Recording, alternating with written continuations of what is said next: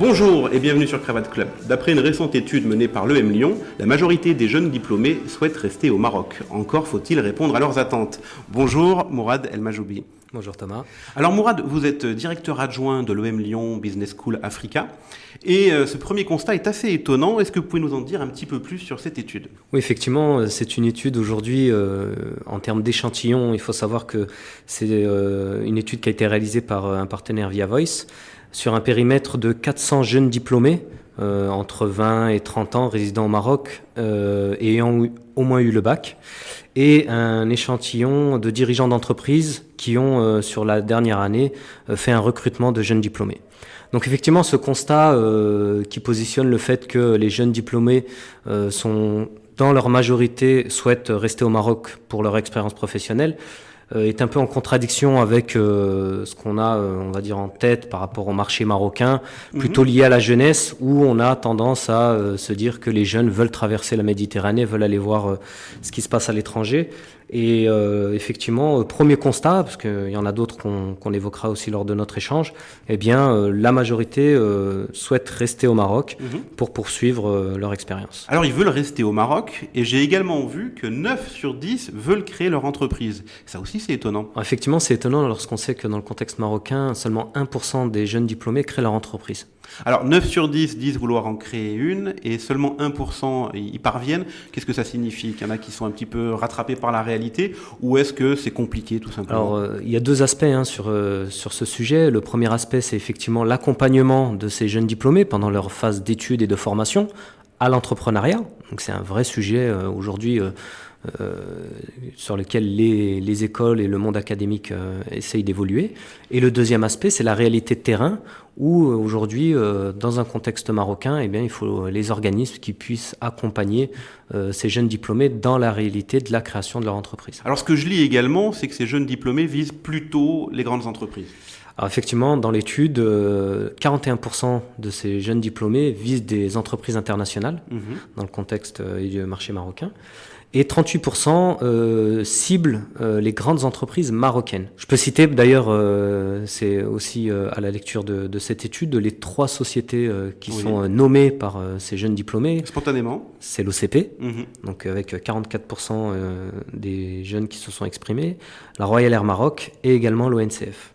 Donc des grandes entreprises marocaines qui ont peut-être bien travaillé leur marque employeur. Ça sera l'objet d'une prochaine émission. Ceci dit, c'est ennuyeux puisque au Maroc, le tissu économique est quand même composé à plus de 95% de PME. C'est vrai que les jeunes diplômés n'ont pas forcément une vision de notre économie au niveau du marché. Comme vous le dites Thomas, aujourd'hui le tissu marocain c'est plus de 95% de PME, donc des structures aujourd'hui qui sont présentes, qui se développent, qui sont souvent aussi dans un contexte international, parce que beaucoup de PME travaillent avec de grands groupes dans la région. Donc c'est vrai qu'aujourd'hui on peut se poser la question par rapport à ce résultat de l'étude, comment on peut accompagner ces jeunes diplômés dans la prise de conscience que sur le marché on a de très belles PME qui aujourd'hui créent de l'emploi et accompagnent le développement de leurs collaborateurs.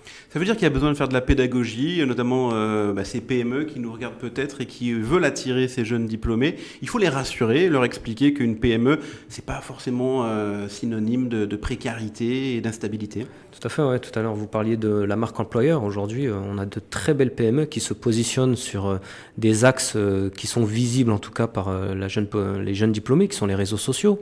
Donc, on a bien sûr de grandes structures 100% marocaines, également des filiales de grands groupes qui démarrent sous forme de PME localement et qui commence à sortir du lot et être visible. Autre constat qui m'a paru intéressant parmi les attentes de ces jeunes diplômés, c'est la RSE. On a affaire à une génération RSE aujourd'hui ?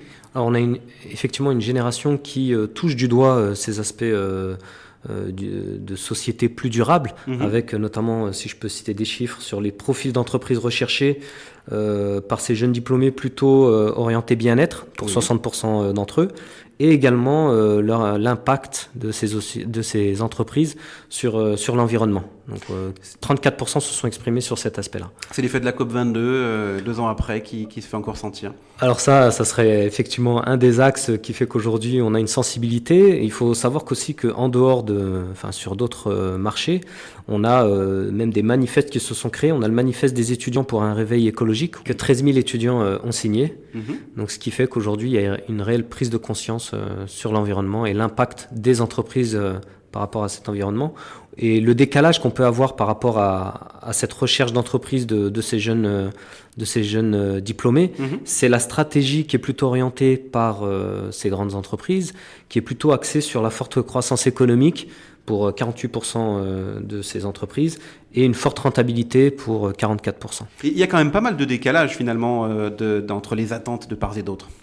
Effectivement, c'est des éléments qui reflètent de cette étude. Il y a un certain nombre de décalages, notamment sur la projection des secteurs attendus par les jeunes diplômés ou souhaités par les jeunes diplômés versus ce qui est attendu par les dirigeants d'entreprise. Les critères de choix des futurs métiers qui sont plutôt orientés sur la rémunération, l'environnement stable pour les salariés et plutôt orientés développement, attractivité pour les entreprises sur des conditions favorables de travail. La rémunération n'arrive qu'à 23%, est citée à 23% chez ces entreprises et la stabilité uniquement à 8%. Ah ça, j'imagine qu'il n'y a pas que chez les jeunes diplômés que le critère de la rémunération n'a pas la même importance des deux côtés. Mais effectivement. Par contre, il y a un point qui est plus gênant là encore, c'est que les entreprises, dans leurs critères d'embauche vis-à-vis de ces jeunes diplômés, mettent en avant l'expérience. C'est pas un peu contradictoire de demander de l'expérience à des jeunes ? Alors, si on prend les parcours académiques très classiques et qu'on a connus jusqu'à aujourd'hui, effectivement, on est plutôt sur un manque d'expérience à la sortie des études. Aujourd'hui, il faut savoir que, notamment avec le développement des écoles de commerce, etc., les programmes intègrent des sujets de stage, de l'accompagnement aussi en entreprise, la découverte de l'entreprise. C'est d'ailleurs le cas de l'EM Lyon Business School, où aujourd'hui, dans certains de nos programmes, des étudiants post-bac peuvent atteindre, pendant leur cursus, entre 1 an et 2 ans d'expérience professionnelle.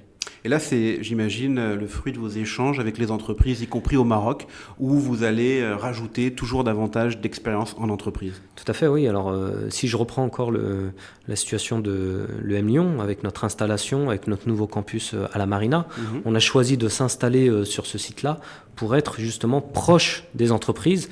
C'est-à-dire que nos étudiants sont au quotidien à proximité du monde du travail et côtoient des dirigeants, nos partenaires. On a plus de 1600 partenaires avec qui on travaille.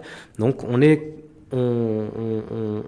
positionne nos étudiants dans une immersion dès le début de leur cursus au niveau du monde du travail. Merci Mourad. Un dernier point qui m'a intéressé vis-à-vis des entreprises qui nous regardent, c'est que dans cette étude, la grande absente, c'est l'Afrique, alors qu'elle est omniprésente chez les entreprises marocaines, surtout ces dernières années.